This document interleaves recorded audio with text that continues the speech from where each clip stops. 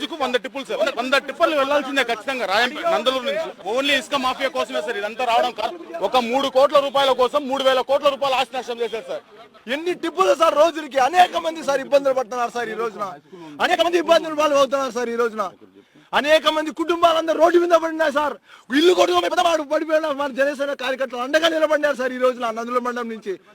ఎంతమంది సార్ ఈ రోజున ఈ ఇసుక మాఫియా వల్ల ఎంతమంది పోవాలి సార్? అడిగేవాడు ఉంటే అడిగేవాడు మాట్లాడితే కార్యకర్తలు మెరీ సార్ భయపాంతులు గురియా సార్ ఏమైతుందని రౌడీ రాజ్యంగా మారుతున్నారు సార్ వైసీపీ ప్రభుత్వం. ఎవరైనా వచ్చి అడిగితే ఏమే పోలీస్ స్టేషన్ వేపిస్తా, ఏం చేస్తావు నువ్వు, ఏమే తోలుతాం, లారీలు తోలుతామని ఈ రోజు అనేక మంది చనిపోయి రోడ్డు మీద పడి ఉన్నారు సార్ ఈ రోజున. వారం రోజుల నుంచి వర్షం పడుతూనే ఉంది. ప్రభుత్వం కానీ అధికారులు కానీ నిర్లక్ష్యం ఏంటంటే నందలూరు మండలం నుంచి చివరిలో ఉన్నటువంటి కొత్త పంచాయతీ మాది టంగుటూరు 100 టిప్పర్లు డైలీ సార్. వీళ్ళు నీళ్లు వదిలితే అక్కడ ఇసుక రవాణాకు ఇబ్బంది అయిపోతుందని చెప్పేసి స్టాక్ పెట్టేసి ఒక్కసారిగా ప్రభుత్వ అధికారులు, అది కూడా రాత్రులు అక్కడ పనిచేసే వ్యక్తి ఈ పరిసర ప్రాంతాల వ్యక్తి ఉన్నాడు, కంటిన్యూ అన్ని కంటైనర్ స్లిప్పర్లు. వాళ్ళ ఇసుక దాహానికి ఈ రోజున ఇంతమంది బలైనారు. ఆ పరమేశ్వరుడి దయ వల్ల ఉదయం 6:30 తెగిపోయింది కాబట్టి చాలా వరకు ప్రాణ నష్టం జరగల.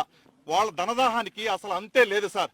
సమస్యను నిలదీస్తే వాళ్ళ మీద ఎస్సీ కేసులు. కనీసం టిప్పర్లు వెళ్ళకూడదని రాళ్ళు కూడా అడ్డం పెట్టాం సార్. ఎందుకంటే ఆ రూట్ స్కూల్ ఉన్నాయి, హాస్పిటల్స్ ఉన్నాయి, elementary school, high school, college అన్ని ఆ రూట్ లో నుంచి వెళ్ళాలి సార్. టిప్పర్లు వెళ్ళాలా, వాళ్ళ పాటికి వాళ్ళ పని చేసుకుంటూ ఉండాలి, అంతవరకే కానీ ప్రజలు ఎవరైనా గట్టిగా మాట్లాడుతూ పోలీసులు అండ చూసుకున్నారు సార్.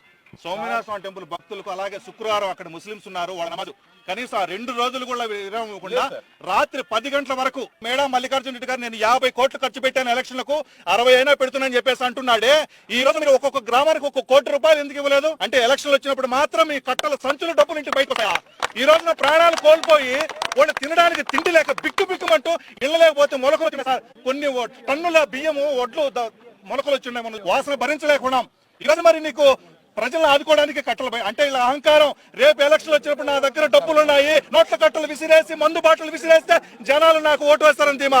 పిల్లలను కాపాడుకొని మా పానాలు దక్కించుకొని మేము గడ్డెక్కినాం సార్. ఇంకేమి అంత కాడికి ఇంకేమి లేదు, కట్టుకునే బట్టలతో ఉన్నాము సార్. మాకు ప్రభుత్వం నుంచి అయితే మాకు ఎటువంటి సాయం రాలేదు సార్. మాకు బయట ప్రజలే తీసుకొచ్చి ఇస్తున్నారు కానీ మాకు ప్రభుత్వం నుంచి అయితే ఇటువరకు ఒక్కటి సాయం కూడా మాకైతే ఇవ్వలేదు.